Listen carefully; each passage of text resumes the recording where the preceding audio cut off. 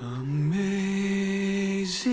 grace, how sweet the sound.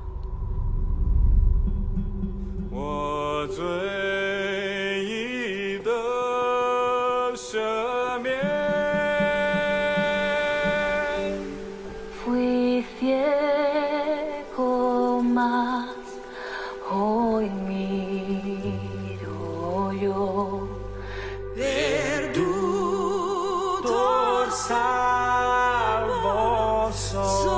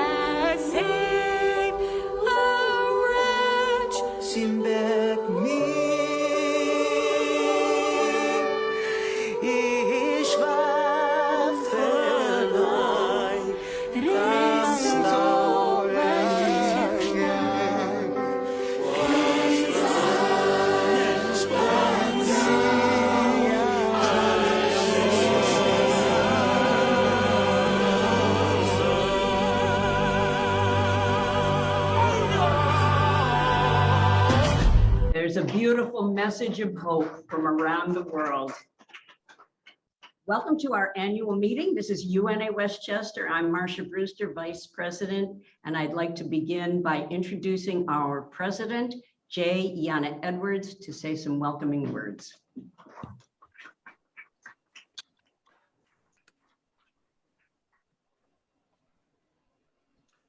Good afternoon, and thank you, Marcia. Vice President, she's actually been the co-chair, the co-president for these last couple of years. Really appreciate you, Marcia, so much. I would like to thank you all for being here, especially those who are here present and those that are, on the virtual. We appreciate, sorry we can't see you personally. Hopefully by next year, we'll be able to come together because you are truly miss your faces and miss your spirit being here. The program committee is co-chaired by Colleen Godefey and Nicole Butterfield, and they are excellent, but the general, who I passionately call the general, is Marcia Brewster, who is also a part of that, and there are others too, and you know who you are. I really don't have to mention your name, you know who you are. We really appreciate you being here. The program committee is the birthstone, or the program committee is actually the backbone of our organization. They're the ones that disseminate all of the vital information that is important to us as an association, and especially as a United Nations association. We are about the only organization that can be named with the United Nations behind it, which is truly an honor. And I have been honored to be called the president for the years. I'd like to thank Dr. Brenda Smith, who invited me to be a member over 8 years ago, to be a member. And within that 8 years, becoming the president is awesome. I always, as a young person, wanted to be an ambassador at the United Nations. And I say I wasn't able to be an ambassador, but I was able to be the president of the United Nations Association, which is close. All right. So thank you so much. Again, the program committee, which Ms. Gardefee is on the Zoom call. She's organizing from the back. We really appreciate her and Ms. Butterfield for being, here and keeping us organized. We really truly appreciate you all, and you know that. A special thank you goes out to the Westchester County chapter for being so supportive of me over this last year. You know how important and what the changes that I went through personally, and we've become family. And I, since my tenure is up, and Marsha Brewster, who was the president when I came in, became the vice president. And that was a blessing to me.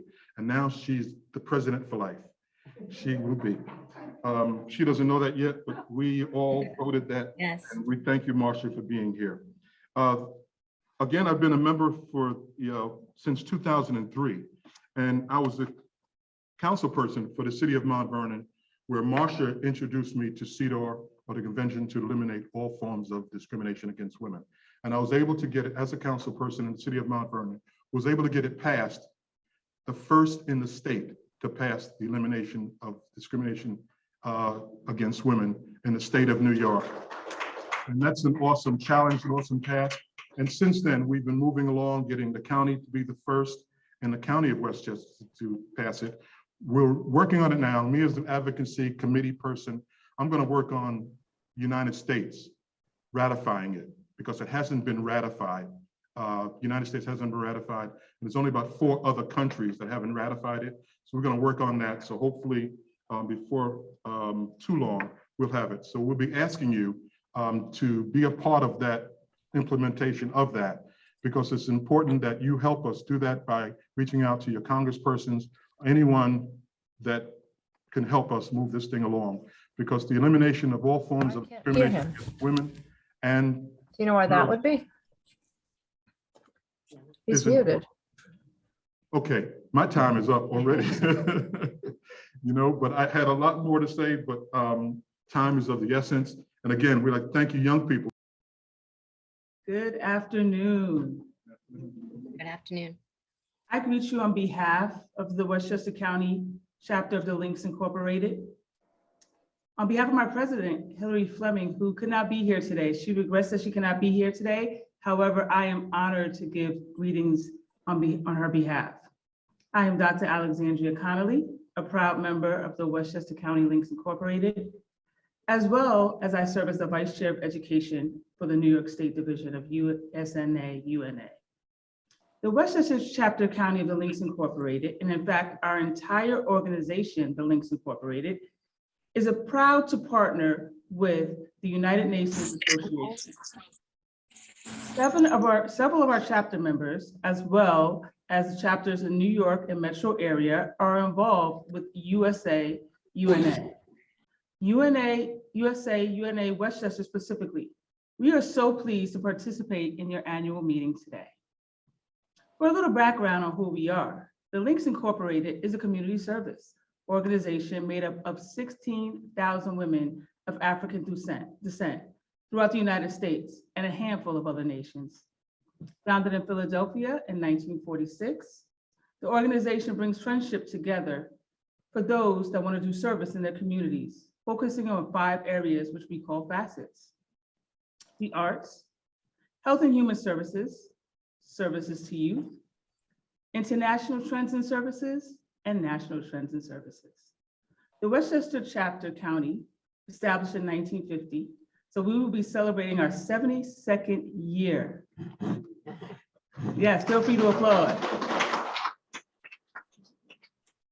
As part of the international trends and services effort, We have worked with high school students to expose them to various cultures and countries around the world through literature, art, debate, and career exploration. So we have participated in missions work contributing to goods as well as funding for educational infrastructure. Thank you for this opportunity to work together with the UNA. Mission is extremely important in these times when we hear about so much turmoil taking place in the global community. We are proud to partner with UNA USA.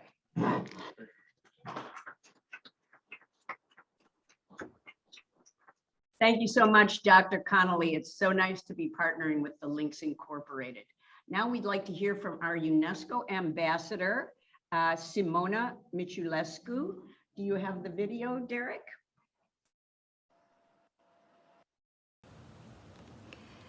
Bonsoir de Paris. I'm very grateful for this chance to participate in your event and also to share a few thoughts on the very interesting topic that you chose.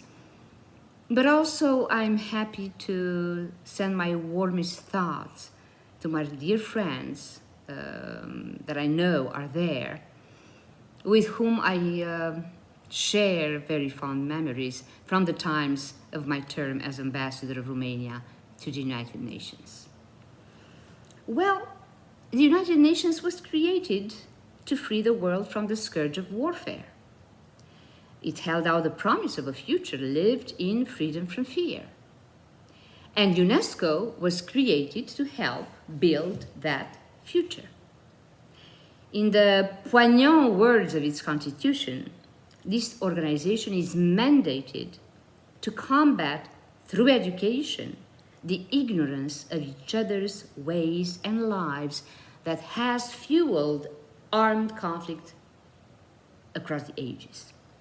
Unfortunately, as we see every day the tragedies in Ukraine, conflict continues to blight the lives of millions of the world's most vulnerable people. Warfare is also destroying opportunities for education on a scale that is insufficiently recognized. The facts are telling. I mean, over 40% of out-of-school children live in conflict-affected countries. These same countries have some of the largest gender inequalities and lowest literacy levels in the world. Well, we need to get serious about stopping the terrible violations of human rights at the heart of the education crisis in conflict-affected countries. We all know we cannot build peaceful societies overnight, but there is no justification for the attacks on children, the widespread and systematic rape of girls and women, or the destruction of school facilities. It is unacceptable that despite a succession of United Nations Security Council resolutions, sexual terror remains a weapon of war, a weapon that is inflicting untold suffering, fear, and insecurity on young girls and women, and untold damage on their education.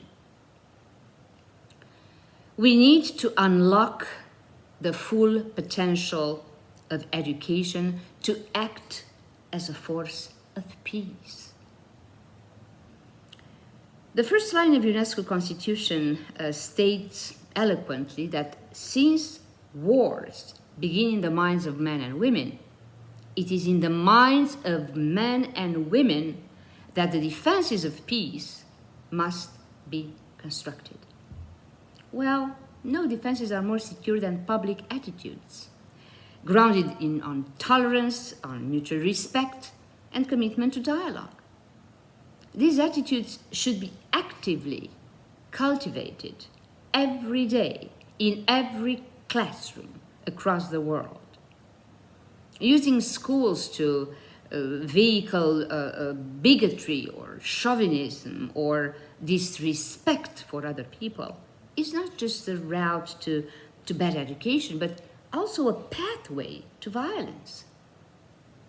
And UNESCO is playing an ever more active role in the rebuilding of education systems in conflict-affected countries, drawing on our current work in areas such as intercultural dialogue, curriculum development, teacher training, and textbook reform. I say our because UNESCO is working closely together with its 193 member states, including Romania. Well, it is now more than 75 years since the United Nations was founded, and the challenges posed by armed conflict have changed.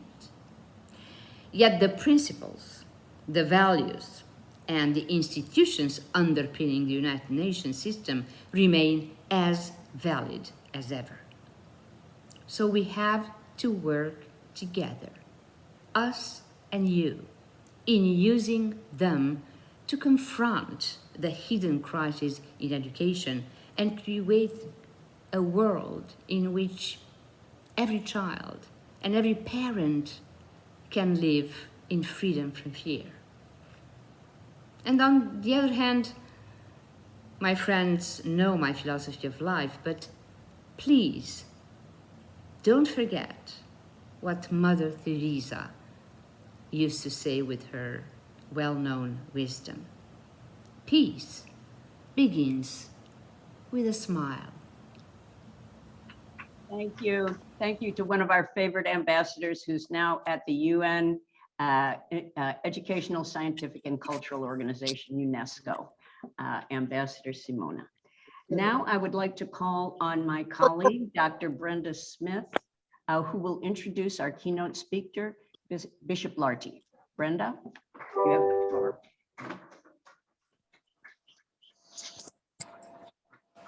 Thank you very much, Marcia, and a very pleasant good afternoon to all of you. It is with great pleasure that I present to you Bishop Seth Osibisa Lartey, who was born and raised in Liberia, West Africa, where he received his early education. Bishop Lartey relocated to the United States, where he continued his education, receiving a Bachelor of Arts degree from Livingstone College in Salisbury, North Carolina, a Master's of Religious Education from Duke Divinity School in Durham, North Carolina, and a doctorate in ministry from Drew University in Madison, New Jersey. Bishop Lartey has served as a pastor, presiding elder, and now a bishop in the African Methodist Episcopal Zion Church in Africa and the United States. He was elected the 100th bishop in the line of succession in the AME Zion Church. He has a unique honor of being the grandson of Bishop Solomon D. Lartey of the AME Zion Church, but also being the first African to serve as a bishop in the United States. Bishop Lartey has served in many capacities in the AME Zion Church, chairperson of Zion's Benefit Services, and the list goes on and on. The Gola Institute for Development and Education Incorporated and the Gola Development Corporation of the Winston-Salem, North Carolina, during which time he raised a lot of money for UNICEF. Let me say thank you so very, very much to Dr. Smith, to the members of the United Nations Association of Westchester, distinguished guests, ladies and gentlemen. Let me express my thanks to Paul and to Dr. Smith for the invitation, and to Marcia for keeping me abreast of all that I needed to know and to do. If Marcia was in our congregation, I will consider her as the field marshal, distinguished, because she keeps it moving. Let me bring you warm greetings from our missionary supervisor, Mrs. Jacqueline Inez Williams Lartey, our bishop's deputy, Bernardo Nguza, pastors, presiding elders, and the 180,000+ members of the Central Southern Africa Episcopal District of the AME Zion Church. Our focus for this afternoon is to look at the impacts of international conflicts and pandemic on education. Observation tells me that the presence of peace in our world is the surest guarantee for human happiness, positive progress, and creative civility.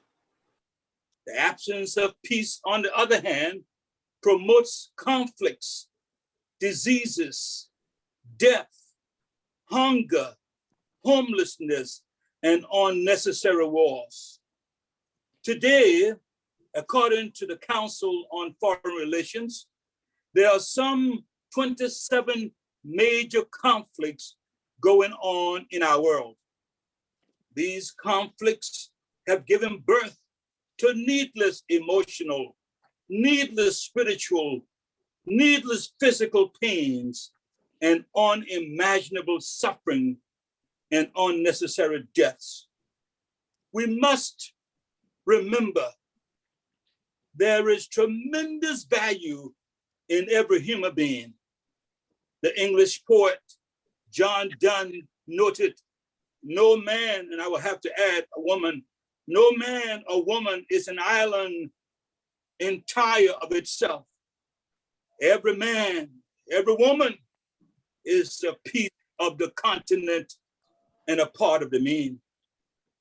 On March 11, 2020, the world was rudely awakened to a reality, not by an alarm clock, but by a virus called COVID-19, at which time it had already affected some 118,000 lives while we slept. As of May 16, 2022, it is reported that 6.2 million persons have died from this virus. What an impact. The pandemic has internationally negatively impacted families, small businesses, large businesses, major organizations, non-major organizations, and most of all, our cherished educational institutions, which have the capacity to transform the mind. Allow me to shift at this time to share with you what has happened because of the pandemic and some of our international conflicts. I want to talk about the devastating impact of the pandemic on the private sector education in Malawi, a country in Southern Africa. In conversation with one of the providers, he said the impact of the pandemic brought with it the following: reduced enrollment of students, early teenage marriages among young girls, an alarming involvement in dangerous drugs, alcohol, and destructive behaviors by young men. Overall, there's been a less interest in education. However, the resilience of the people is evident in the fact that staff, teachers, sponsors of education are spending extra time going about finding and encouraging students to come back to the school building and to learn. Those students who have returned are experiencing two amazing phenomena. One, they are being given extracurricular work so that their attention can be redirected toward their studies. Secondly, a loving, caring, and supportive environment is being provided so that the students can have a reason for which to remain in school. Most private schools, accordingly, as a consequence of being closed for 6 months, were impacted by the loss of teachers due to the lack of salaries. Unlike the public schools, the teachers continue to receive salaries. For the private sector, there was no food for the students and the children. Families had to find ways to ensure the safety of their children while they went to work. In most cases, they had to employ someone to care for their children while they were at work. My sisters and my brothers, if ever there was a time for us to truly embrace the fact that we are a global village, the time is now. If ever there was a time to emphasize the importance of education for our young people so as to secure a brighter tomorrow, the time is now. The creator of the universe said, my people are destroyed for the lack of knowledge. Together, let me call upon all of us to let us find creative ways to defeat COVID before COVID defeats and destroys us. I call on all of us to unite and draw from the depths of our hearts the power of love for each other and not hatred for one another. Let us draw from our hearts faith in our common destiny and not fear for each other. And most of all, an undiminished hope for a better tomorrow and not for the destructive tyranny of conflicts and wars. I thank you for the opportunity to share with you these few words. I've been informed of a question that's been put to me by Dr. Smith about the 400 Years Celebration, Inc. The 400 Years Celebration, Inc. was established to celebrate the accomplishments of African Americans and Africans from 1619 to 2019 and beyond. We had a universal dialogue looking at ways by which such an organization could be useful going further. And so we did a research to find out what was the number one problem affecting Africa. We came to the conclusion, based upon World Health data, that the number one problem affecting Africa is neonatal birth. Accordingly, on the day of their birth, 300,000 babies die. By the time they get to age 22 or 28 days old, another 800,000 are dead. No wonder Africa continues to face the challenge we're facing. Imagine 1.2 million homes crying every year. And so for that matter, we have constructed the 100-year Africa Neonatal Project.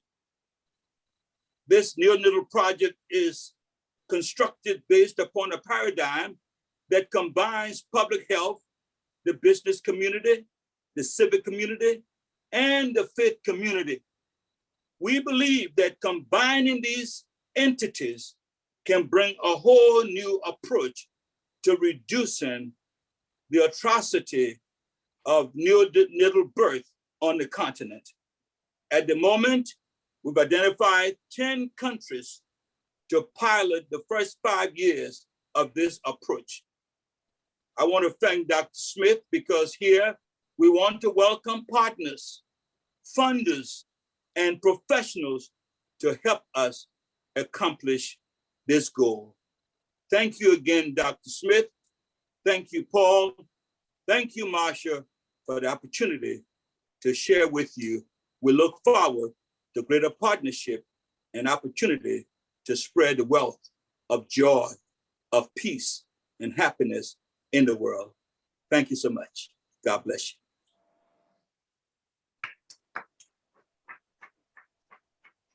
Thank you so much, Bishop Lardy. We really appreciate your being here and all your words about what's happening in Africa and also in the 400 years celebration. Thank you. Now I would like to call on Fariha Taj, who is a refugee from Afghanistan. Actually, she came in, she's not a refugee. I take that back. She came in on the special visa for people who were working with Afghan in the US, and she's going to speak to our friend Raina Cadaval, who is the chair of the Young Professionals, and they were going to have a conversation about what's happening to girls in Afghanistan. Raina. Thank you, Marcia, and good afternoon, everyone. It's wonderful to be here, and especially to be joined by Fariha Taj, who, as Marcia mentioned, she's an incredible woman, a former interpreter for the US military, as well as, and most importantly today, a steadfast advocate for the rights of women and girls in Afghanistan. So Fariha, thank you so much for joining us. Can you take a moment to quickly introduce yourself and give a few words about your background? Of course. Hi, everyone. Good afternoon. My name is Fariha Taj. I used to work as an interpreter in Afghanistan. I've been here in the US for 2 years now. I'm working with White Plains Hospital as a registrar now. And yeah. Awesome. Well, thank you so much for being with us. Thank you. And so to kick off this conversation, what are your thoughts about the new regulations that women in Afghanistan are facing, everything from what they wear to what they learn? Well, I've been in touch with most of my friends and family members in Afghanistan that we used to go to school together. But unfortunately, they're not able to go to school anymore because of the new regulation of Taliban. They said the saddest story, the first day of the Taliban regime that they went to school, they found the school doors closed, and then the Taliban were telling them to go back home with the gun pointed on their face. And it's a very heartbreaking story, and we feel so bad for them still. And they only reopened the school doors for boys. Girls are not allowed to go to school anymore. It's heartbreaking to hear and almost unimaginable, where we are today. But, our hearts go out to everyone who is still there. And hopefully, from what you say today, we can hope to make some sort of an impact there. So you said you've been in touch with some of the girls and women in Afghanistan who've been impacted by these restrictions. Can you tell me a bit more about how they're feeling and what their thoughts are, and if you've been able to do anything to support them? I think they are very sad, and the only thing that they can do is right now, most of women, they're raising their voice against Taliban, and there's no guarantee that when they're doing this, that they're going back home. But I think it really takes courage for women to do this, and there's no guarantee they're going back home. It's because they have been through a lot in past 40 years, and they already know that nobody's gonna help them. They need to do something for themselves, and this is very. I'm really proud of them. And the only thing that we want from the world that they can do for us is, please do not recognize Taliban as a government. That's what we want from the world. Incredibly inspiring to hear. And a couple more questions here. Have you heard about ways that women and girls are getting an education, whether it's homeschooling and whatever they're able to do to kind of circumvent these new rules? And for those who maybe aren't able to get an education with the new rules, what does a typical day look like? What do they do instead? I think there are some people like the teachers that were working before the Taliban's regime. They're trying to do something, at least I think I saw on the social media that people are like, most of the teachers, like we have a food truck in here, they have a truck and they put a blackboard on the truck, and then they're moving everywhere, and then they gather the children and they're teaching the children some stuff. Like, it's not like we cannot compare that truck with the school. It's the whole difference, but still they're trying to do something. on their own power. This is something like it's still they're hopeful if they're struggling with the same problem. But I think it's not gonna bring any difference. That going to school and having a truck in your street is two different things. Absolutely. And we had a question in the chat. Is there something that the day-to-day, or how does the day-to-day look now that, women aren't able to go to school anymore? Yeah, they're not going to school anymore. I have a lot of friends back there, and the new rule of Taliban is the women should cover their face. As we all know, Afghanistan is an Islamic country, and there are some rules for Muslims to do. But in our religion, there is nothing like women should cover their face. There is nothing to cover your face. But the Taliban says that women who work for social media and for TVs or everywhere, they need to cover their face, which is not in our religion. And they're trying their best to do something against women. I think the reason why they're doing this is because they are afraid of educated girls and empowered women. Absolutely. And I mean, we know in this organization that educated and empowered women and girls are who make all the difference in the world. So thank you so much. I know this has been a quick conversation, but it's been an inspiring one. So thank you so much for Thank you so much for having me. Thank you so much.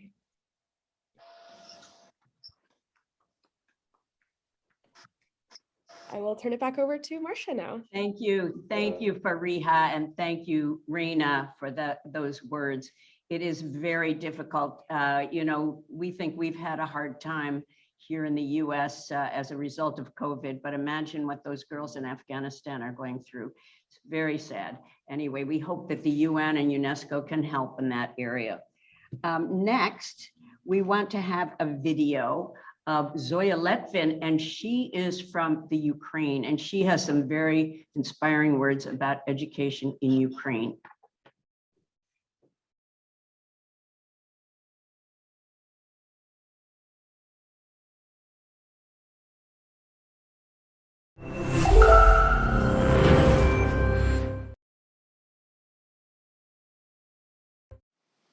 On the 24th of February, my daughter spoke for the first time.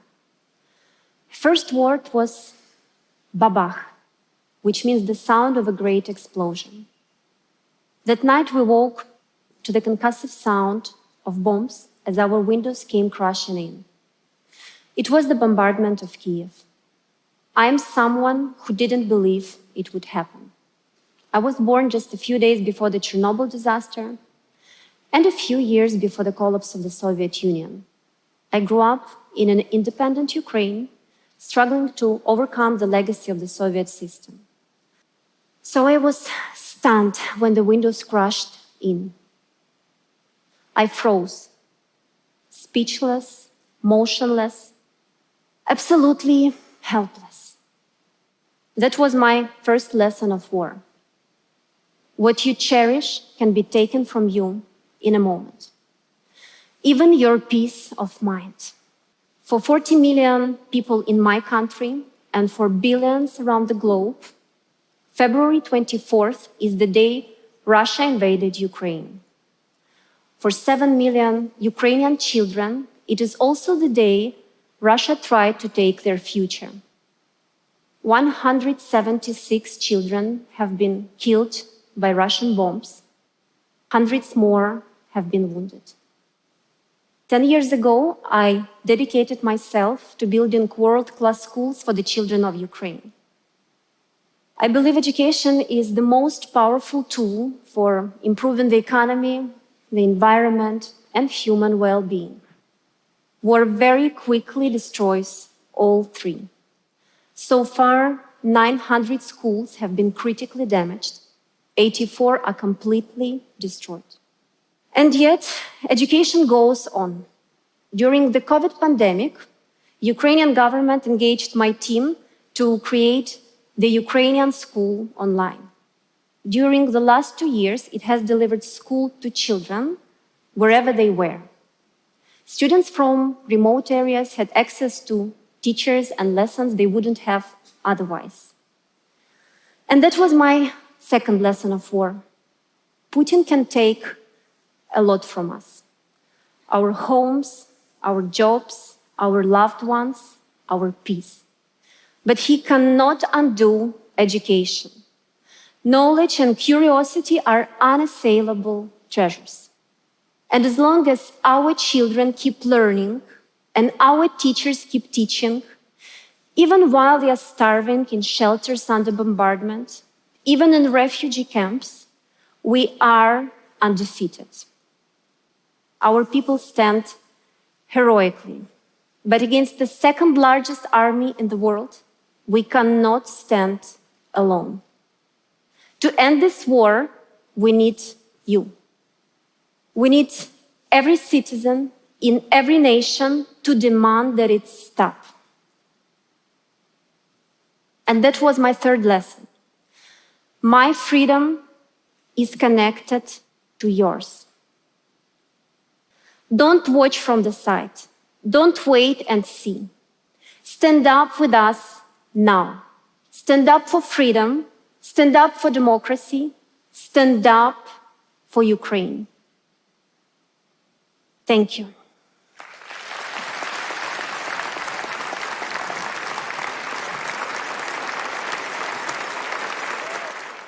I found that message so inspiring from Ukraine. Ukraine is just suffering so much from the war there. Now we're going to come down to the local level. And first, let me introduce, or at least recognize, our county legislator, Mary Jane Shimsky, and Ellen Hendricks, who works with the County Board of Legislators, and we'll talk about that a little later. We're working on CEDAW.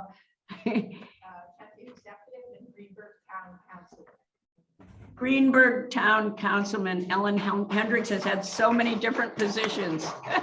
Welcome, Ellen. Welcome, Mary Jane. Now we're going to bring it down to the local level, and I have the superintendent of schools of the New Rochelle school system, as well as Colleen Gardefay, who's here to have a dialogue with Mr. Raymond.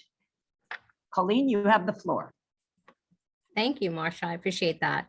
What a wonderful beginning to this event. Thank you, everybody. We are delighted to have Superintendent Jonathan Raymond with us today. Hi there, Jonathan. Hi, Colleen, and hello, everybody. So such a pleasure for me to be with you today. Thank you. Thank you. Mr. Raymond has quite an impressive and eclectic bio, so I'm going to read some portions of that so we know about his background. Jonathan Raymond is the superintendent of the City School District of New Rochelle since July 2021. What a great year to start. No challenge at all, right? Before joining New Rochelle School District, he served as executive director of the Massachusetts COVID-19 Relief Fund, the chief accountability officer of the Charlotte-Mecklenburg School System in North Carolina, and president of the Stewart Foundation. Beginning in 2009, he spent 4.5 years as superintendent of the Sacramento School District. Mr. Raymond completed the executive management program at Harvard Business School. He holds a law degree from the George Mason University School of Law and has a Master's of Arts degree from the Fletcher School of Law and Diplomacy at Tufts University, where he also received a bachelor's degree. As I said, quite impressive. Thank you. So I want to begin our conversation and talk about learning loss, which is, one of the big concerns about the pandemic, and also the equity disparities that surfaced during the pandemic. So here's the question. One of the toughest education repercussions from the pandemic is the learning loss experienced by so many students. Nationally, reading and math scores among students in grades 3 to 5 are down 20% and 15% respectively. The greatest shortfalls were seen among Black and Latino students, as well as students in high poverty schools. What are you seeing in terms of learning loss across the 10 schools in the New Rochelle School District, and how are you addressing the equity disparities that have surfaced during the pandemic? Without question, Colleen, the pandemic has had an impact on our children's learning and just, simply where they are, learning on multiple levels, both academically, socially, and emotionally. And what we have seen this year, getting our students back into school, has been, tremendous growth in all of those areas. But the reality is we have students in classrooms at tremendously unequal areas and unequal levels, which is why our focus has been this year and will continue into next year on two major priorities: unfinished learning, as well as wellness, social and emotional learning. So that is where we are putting our extra resources, our extra supports for our teachers and for our school leaders, by way of extra intervention teachers, additional supports and emphasis on the social connections, and really, I think, recreating what has been for so many of our children, particularly those that have been impacted in our more economically and disadvantaged communities, is recreating the social connections and the social fabric and the communities that have been lost.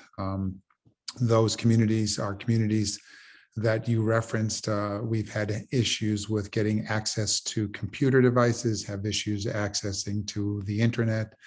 So these are all things that have been a challenge, and we continue to work hard to address. We have seen, and I would really want to give a shout out to our teachers and our educators for the work that they have done to really work in what has been such a challenging environment, very unpredictable with the pandemic, not knowing, when a child, they're dealing with their own issues, or, having to go back and forth between in-classroom instruction, online, doing it in a mixed environment, and that still continues today. So those two priorities for us. The good news is we are seeing children continuing to grow by being back in school. But it is not something that is going to be reversed by simply, getting our kids back into school in 1 year. But we will be continuing to face this for several years. Yeah, I see that. Now, in challenging times, there are often some sort of bright spots or silver linings. Are you seeing that among the students or any of the specific programs? I know the science research group is just doing amazing things. Can you identify some of those for us? The genuine excitement of our kids to be back into school has been incredibly powerful and motivating. It's not without its challenges, as I mentioned, but they are excited and happy to be back in school and in school together. We've seen great interest by our parents and our families, particularly having spent time observing their children's work online and being part of that process, being able to be brought into the classroom. They're keenly interested. And so we're seeing lots of interest and engagement by our parents, and just the excitement to be back into schools over the last several weeks, particularly as we've been rolling out more and more performances, art performances, music, band. The overwhelming response from our parents and families has been incredible to be back in and to have such a hunger for the arts. I think the arts in many ways has been incredibly healing.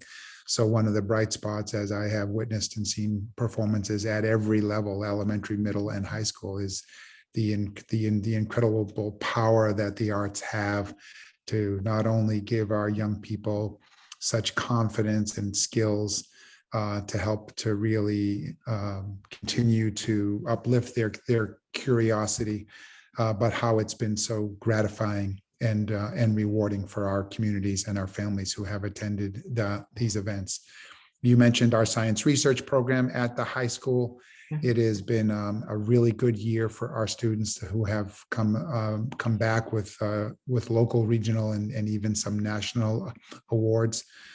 So we continue, and with the support of our community, we'll be increasing the science research program at the high school and really helping to bring science and the love of that hands-on exploring that learning into our middle schools and our elementary schools, through expanding that program, just one such area.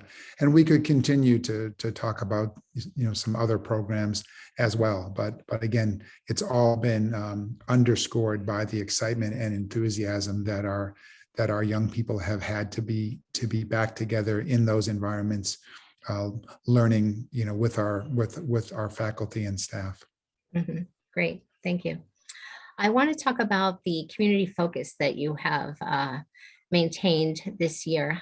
Since you first began your role as superintendent, you have placed a great emphasis on engaging with the community, from hosting in-person town halls to creating videos documenting the success stories of students, teachers, and athletes, and showing up at seemingly every single community event, which is pretty impressive. You have really prioritized learning about and celebrating the community of New Rochelle. What is your thinking behind that approach, and how has it worked out? To learn about my new community has been such a privilege and a joy, and to get an understanding of what has made New Rochelle such a unique community and all the tremendous assets. You know, we oftentimes come at education from a deficit point of view, but there's such incredible and a wealth of assets within our community, starting with our people that are passionate. They care about New Rochelle. They love New Rochelle. So many people that are working in our district. Again, we're in the people business. You know, we're born, raised, went to school in New Rochelle, and have come back to now teach and to give back to their community. So I think recognizing that has been a real great discovery for me. And then seeing the many unique partnerships that are potentially available. Again, we're fortunate to have resources in our school district, but no matter what those resources might be, we need to be out leveraging. We can't do this work by ourselves. We need the people power, the ideas, the passion, the energy, the excitement of our community to be involved in helping to support and take what I think has been echoed here earlier today from Ambassador Simona to Bishop O'Lardy and on down to the last two speakers who spoke, is that education is such a powerful tool, that knowledge is the tremendous equalizer, that this country was started and based on an idea and an ideal that individuals through knowledge and education and hard work and support can be and achieve anything they want to achieve.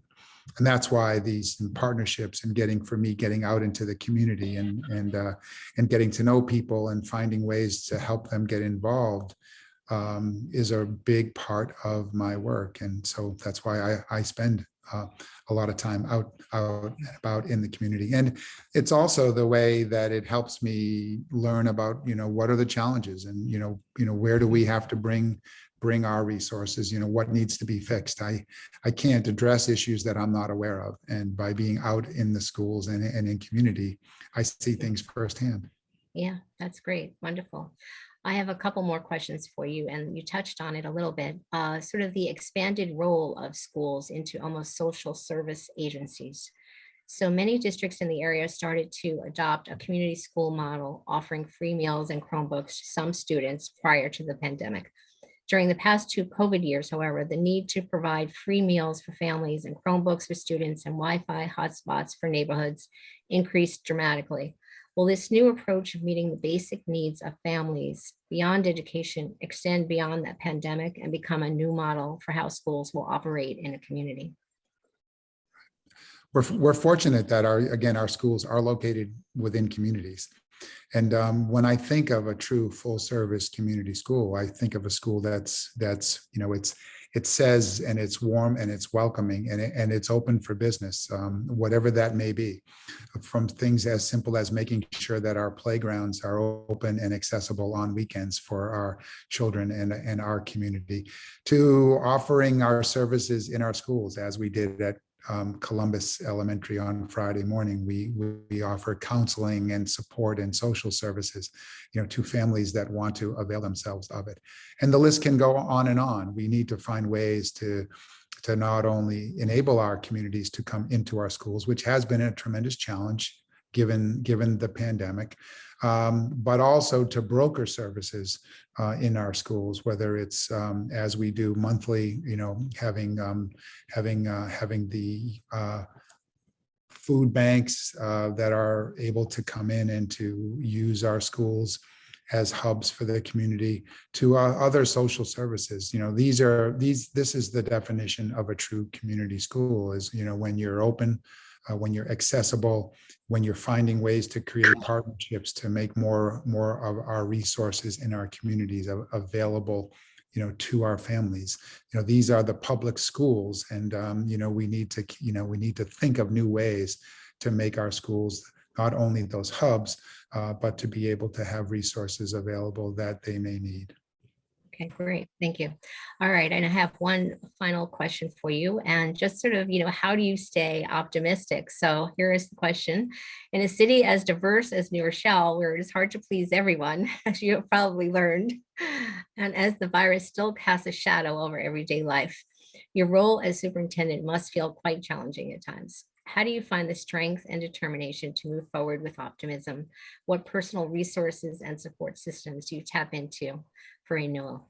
Yeah, I'm first and foremost, I'm fortunate to have a really loving and supportive family. My wife, my children, my extended family, are always there for me, and I can count on it, and as well as some tremendous friends.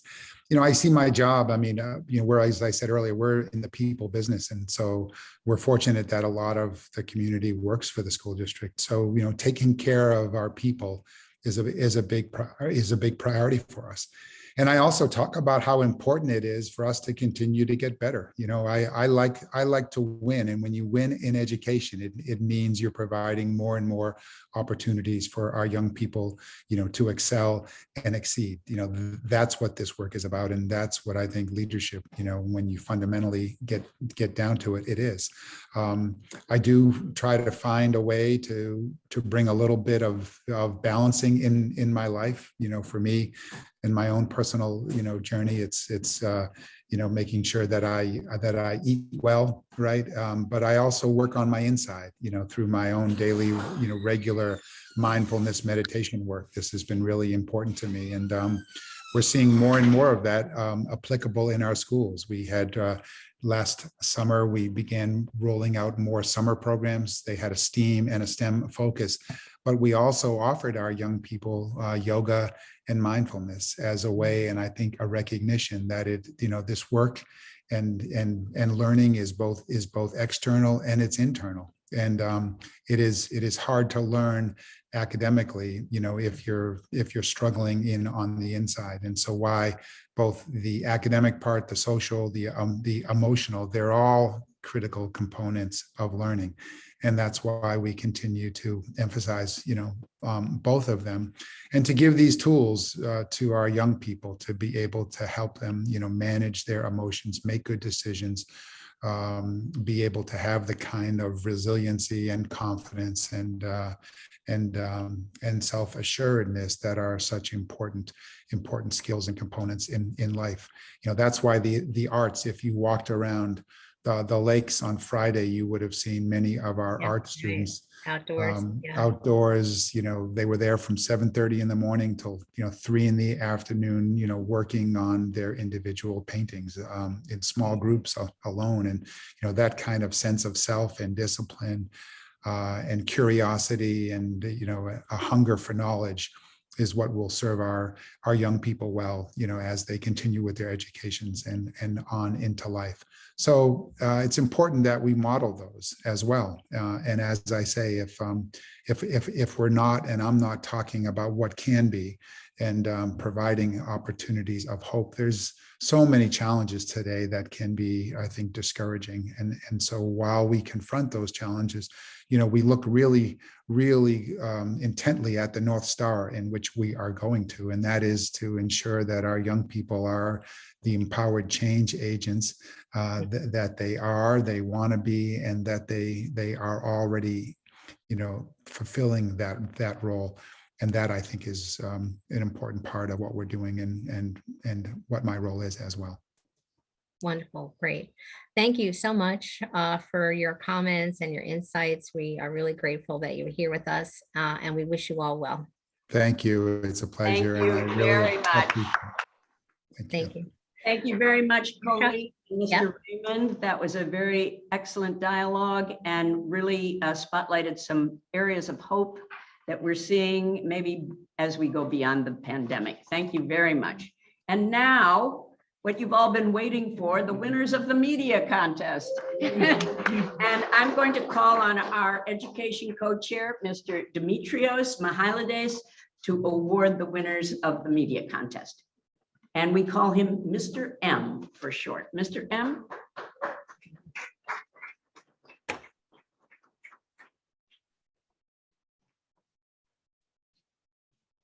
Welcome. Being kids that we are, my co-host Tricia and I, we wanted to bring a little humor and a smile to today's conference. She was going to come in wearing a beautiful gown, and I was going to wear my tux. But unfortunately, a member of her family is not feeling well, speedy recovery, and she's absolutely on Zoom watching this. And she was going to come with her gown, and I was going to come with my tux. Here it is. Okay. So, a reminder: adapt, adjust, improvise, and improve. So here we go. I have exactly 12 minutes. Well, my timer. Okay, at 11 minutes, I get the yellow card. At 12, I get flagged, and I'm out, zapped. The members of the Education Committee, Ms. Audrey, Karen, Tricia, and I, welcome all of you here today, whether in person or virtually, to the Westchester's Chapter's annual media contest awards segment of our program. We are here today to recognize and celebrate the students and the educators for their participation and outstanding hard work. P.S. This is my favorite part of the program. This year's topic was adjusting, adapting, and improving.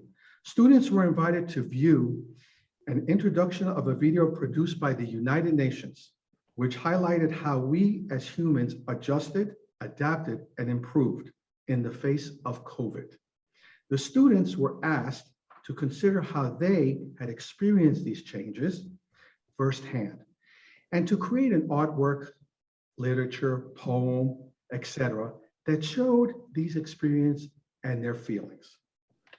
The decision was tough to make from all these great projects that were submitted. Finally, the committee, we were able to select the top 3. 2 of our students are on Zoom, and I'd like to acknowledge them first. Ryan Bateman, a 7th grader from Summers Middle School, submitted his essay, "The Pandemic." Oh, okay. Good. Adapt, improve. Okay, so give me a second and let me, okay.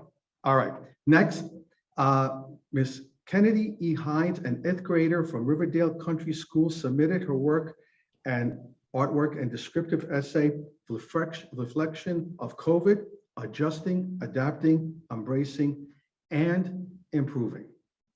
So Ryan, please come up and receive your award.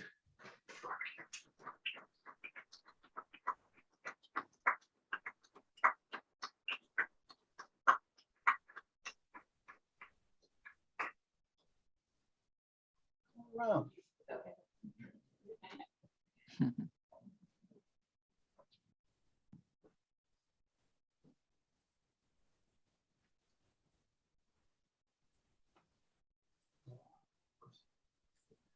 He wasn't prepared to have him in the room.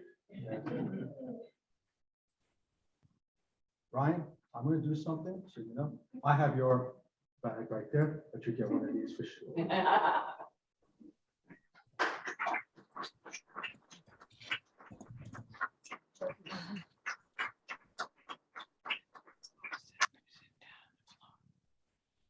We would also like to mention we usually display the winners and the runner-up works in the hall, but because of the COVID regulations and restrictions, you will be able to view all the works on our webpage. Also, we would like to recognize and thank Summers Middle School teachers, Ms. Carolyn Shlinsky and Andrea Hayden, for their hard work and support. Finally, we would like to send a special recognition and a thank you for the video submitted by the Yonkers Partners in Education program. But most of all, I would like to call up two fine young ladies that were willing to read their work in front of us and came in today. Cameron Lucas and Ryan Ludwig, sixth graders from the Mildred E. Strand Middle School at Yorktown Heights, submitted the poem, COVID Exploded. When I read this poem over and over, I was going around the house singing, the wheels on the bus go round and round. It just kept on coming to me. Please come up, and instead of me presenting this, I think it's much nicer, their assistant principal from the school came. Mr. Kelvin Rupchak, please come up.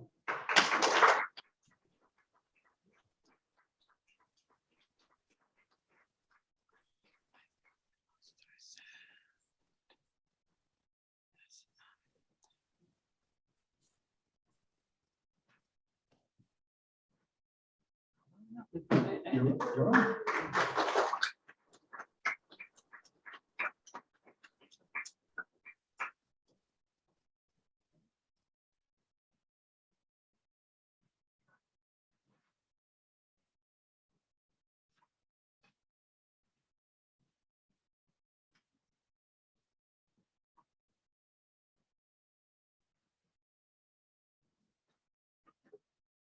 Floor is yours.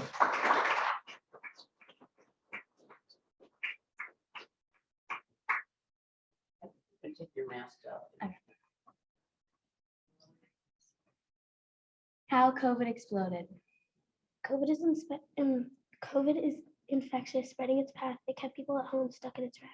Self-isolating in Google Meets from home until we are free, now able to roam. Wearing masks and taking COVID tests, leaving many people unimpressed. Quarantining here and there, COVID cases everywhere. There are some things that we cannot see. For example, COVID could be between you and me. If you choose not to wear a mask, you are hurting other people. It is all we ask. Making sure our families have fun while remembering that safety is number one. Hanging out and making sure you have a smile on your face, but don't forget we have to keep 6 feet of space. Even though COVID is what left everything spun, at least we learned we can always have fun. We have to make sure not to get sick, so try to get vaccinated very quick. In December, when people get colds more and more, we know to stay spaced because getting sick is a bore. Though COVID is giving up, it's not the only thing that messed things up. This is our earth. It's in our hands. We are throwing it away by littering plastic cans. Now there's masks all over the floor. There's a clean earth that we need to restore. Global warming has been spreading all over. It's hurting many people because of overexposure. The earth is exploding. It's breaking up. It's eroding. Don't sit around and lazily wait. We're dangerously going above the air pollution rate. We need someone to fix this. Will it be you? We need your help. We need a breakthrough. Dreadful things like COVID and pollution are two problems that need a solution.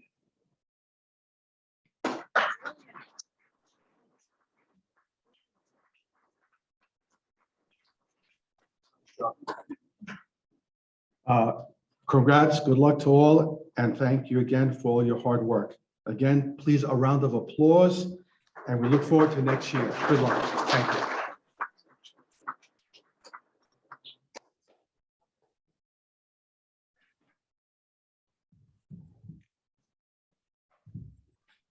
Thank you, Mr. M. And thank you, students. And that poem was brilliant. I wish we could have heard it better. So you will be able to read it on our website, www.unawestchester.org. Oh, did we forget something? No. See, you educators always cause problems. Thank you, Mr. M.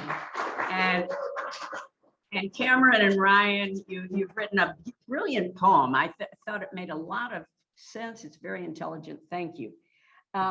Now is the time for our annual meeting. We'll have a very short annual meeting. And by the way, we have a reception following, so please don't go away. We'll try to get through the annual meeting quickly. And then we want to recognize our Mercy College distinguished delegation. Annual meeting. Do we have the slides?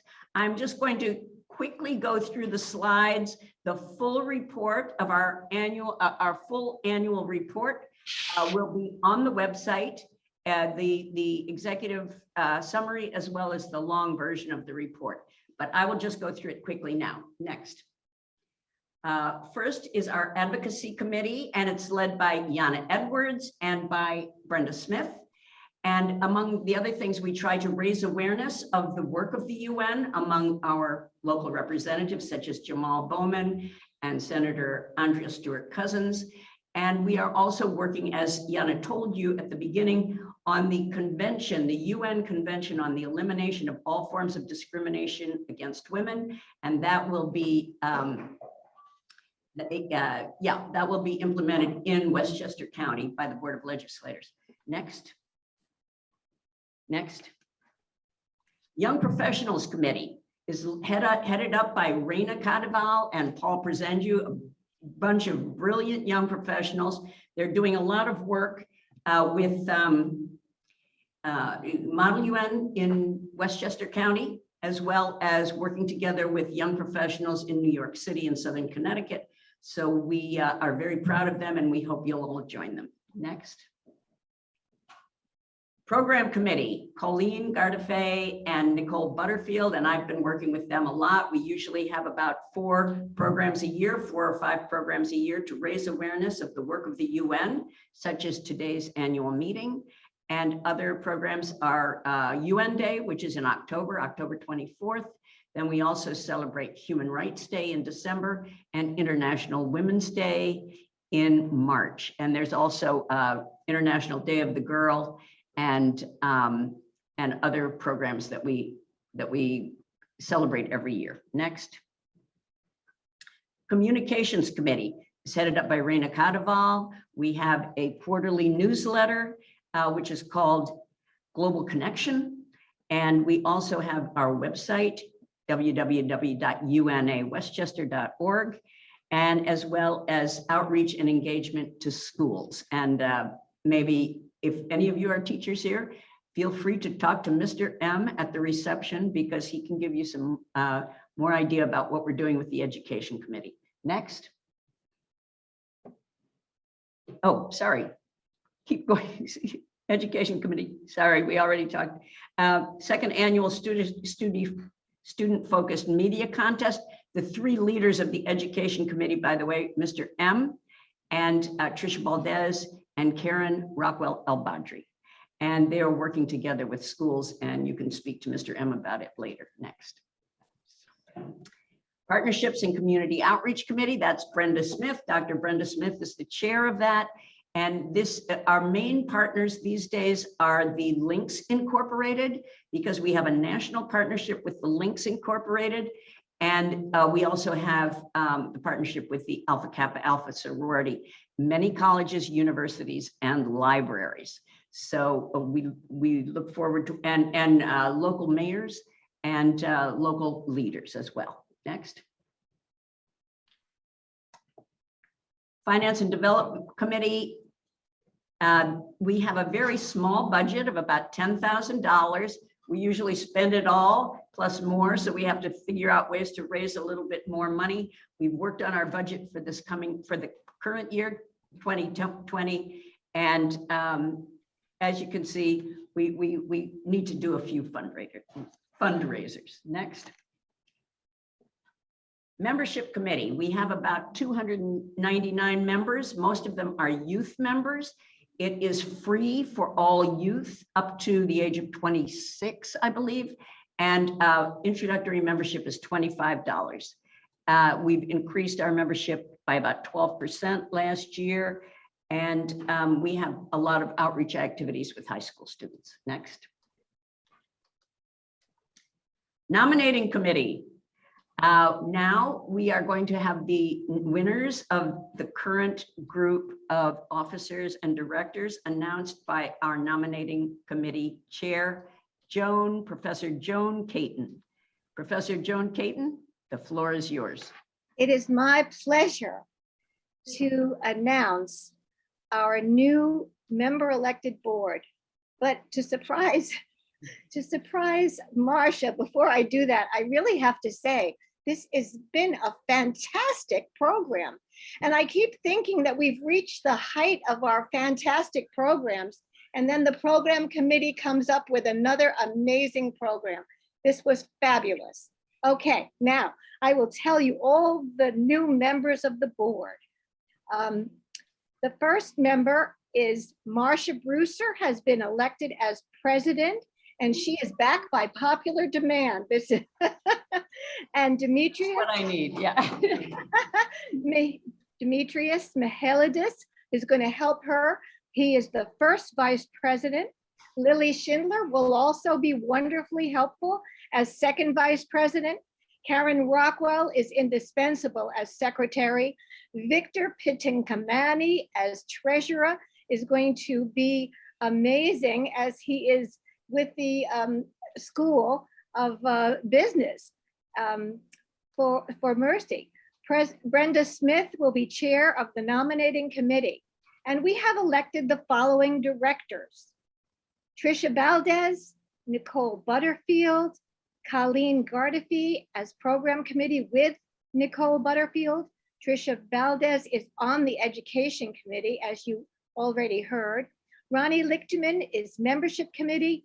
Paul Presendieu is young professionals co-chair, and Yana Edwards is our advocacy committee chair. Please join our committees, meet our newly elected board, and all members come to board meetings. If you can, we would love to have you and welcome you to our board meetings. Okay. Thank you very much. Do you have the last two slides there, Derek? Thank you, Joan, and thank you for your confidence in me. I am taking over this job again, but one of these days we'll find a replacement. Thank you very much. Next one. Thanks to all of you from the current board. Here are our pictures. And then final slide. Never doubt that a small group of thoughtful, committed citizens can change the world. Indeed, it's the only thing that ever has, as Margaret Mead said. Now, finally, the final part of our program, we're going to recognize those fabulous Mercy College Model UN students. And they always win the award at the National Model UN program, even though the competition is very difficult. And so I'm going to call on Professor Michiko Kuroda, their faculty advisor, to make the presentation, but I also want to present the certificate that we'll be giving to them. It's they're being recognized as the most outstanding delegation award for Mercy College. They were representing the Philippines. Thank you so much. Thank you, Marsha. You're welcome.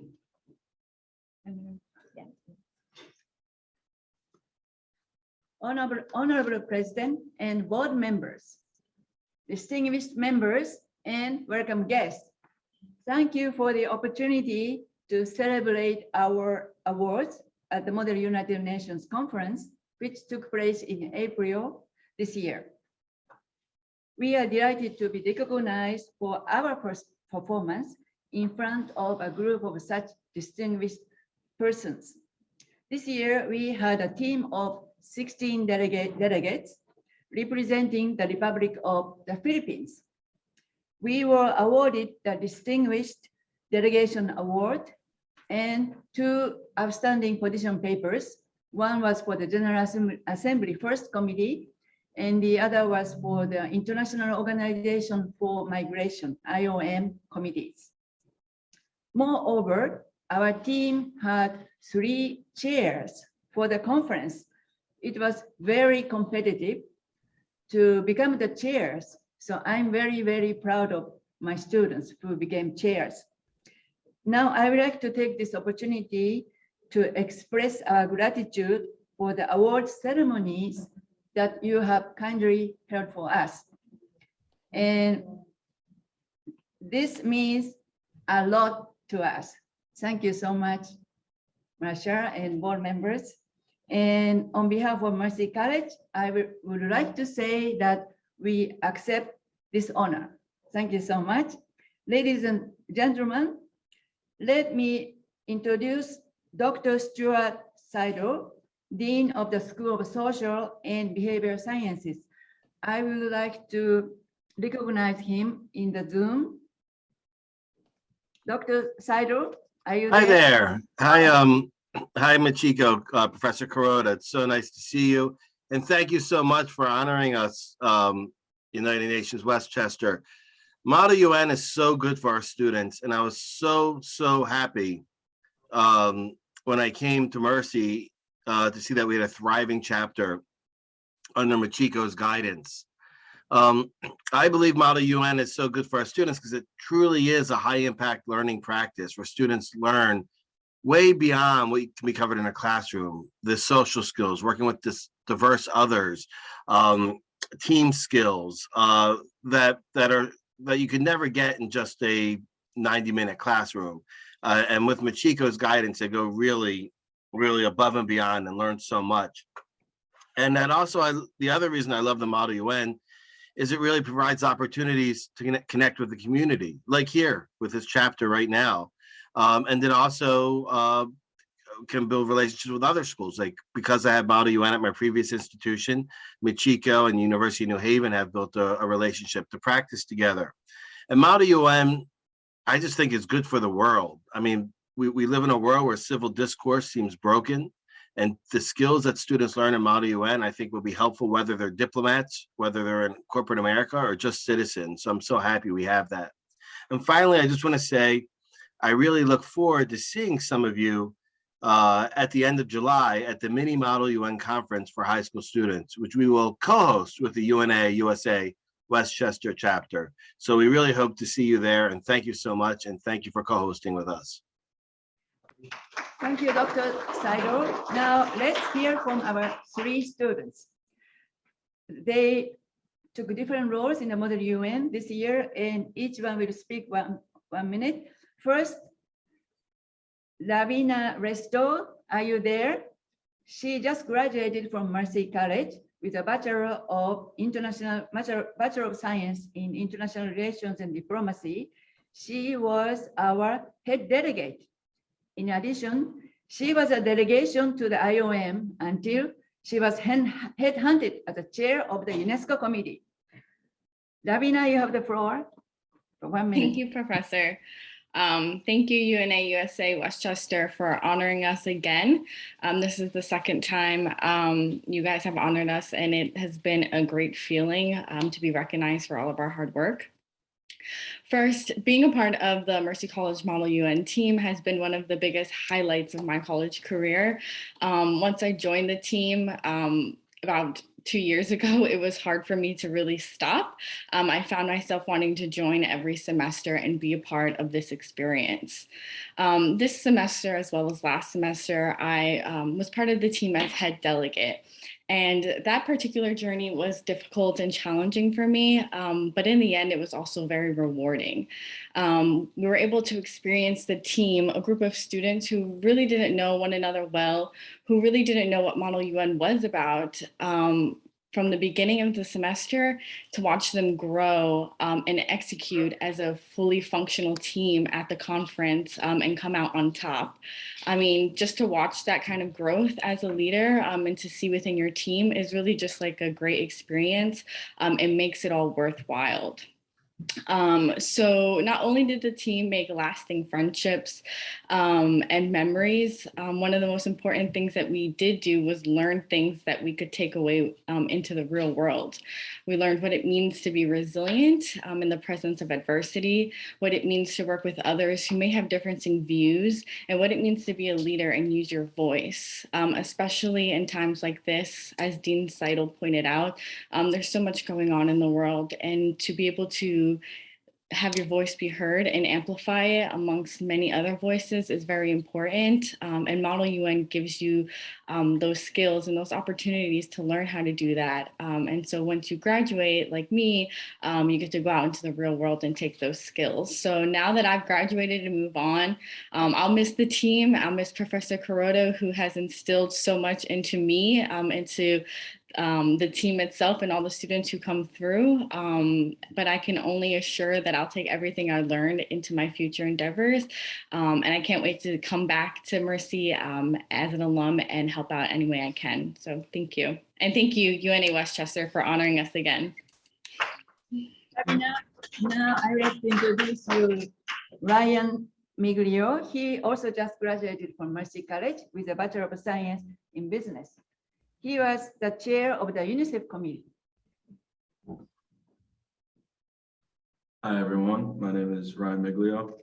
So a little background on me, as Professor Kuroda has just said, I was a business student going into college. I have a background in business development, social media management, and marketing on a professional level since I was in high school, more on the sports and music side of things. When I was 18, I had the choice to work full-time for the startup I was at. When I was back in high school, I would have had to move to San Francisco instead of going to college. I made a promise to my grandfather, which was to go to college and eventually get my degree. My grandfather was one of my biggest inspirations. He was very big in humanitarianism. He built schools and food operations out in Haiti. He built libraries and schools here in America. And he even had his own Christmas bailout program where he allowed fathers and mothers to go see their children on Christmas. Now, as I have been in business professionally since high school, being in business classes kind of refined the experiences that I've already had. But it was one class in particular, international business, that got me interested into the scope of the world.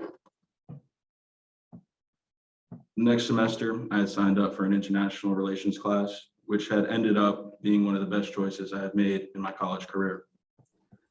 As my professor reached out to me and introduced me to a lot of my good friends nowadays and further mentored me in a great way.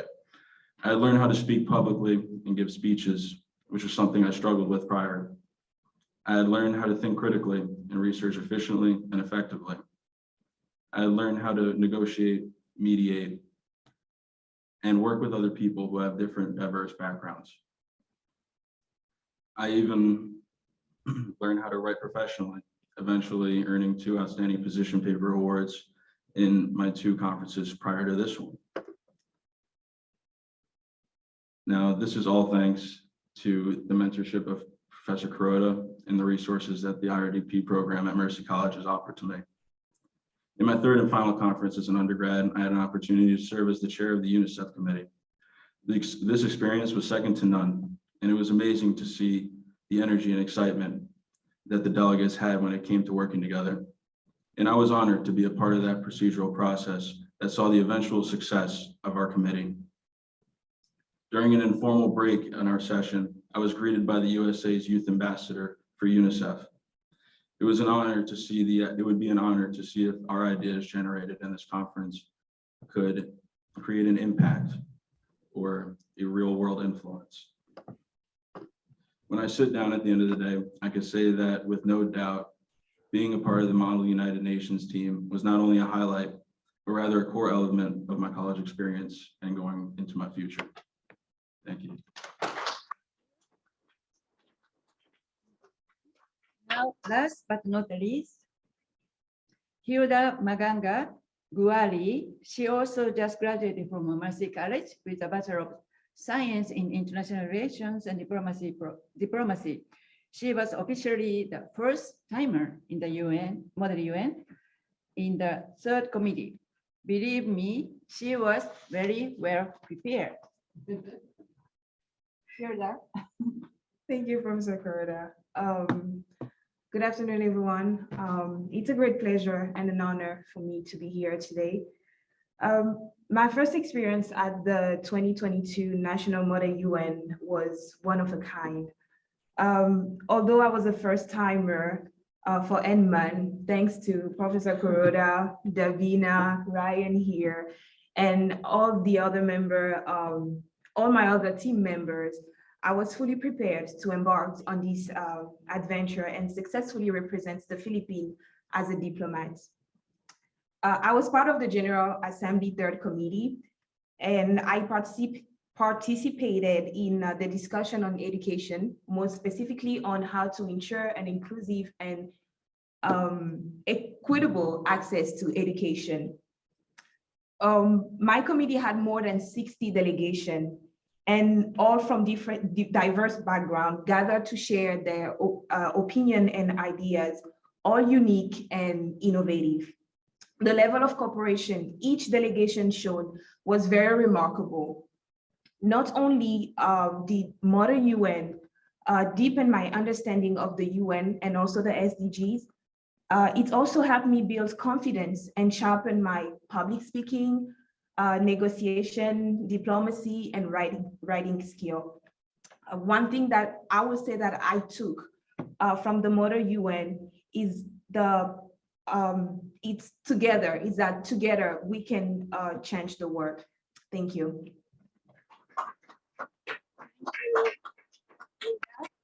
Thank you so much, distinguished members of the Westchester, and welcome guests. This is the end of our session. Marcia, thank you so much. Thank you. Thank you, Professor Kuroda, and thank you to the 3 students, the very poised, excellent speakers. Really, you are great. And I hope the young people in the audience will think about joining Model UN in their high schools as well. I am happy to say that we have come to the end of our program. I wanted to thank the Links Incorporated, who have supplied the nice reception that we have, the refreshments at the reception. I want to thank the volunteers such as Hulda and Elisa and Marilyn, and all my fellow members of the board. Thank you very much for participating, and please help yourself to some refreshments. Thank you.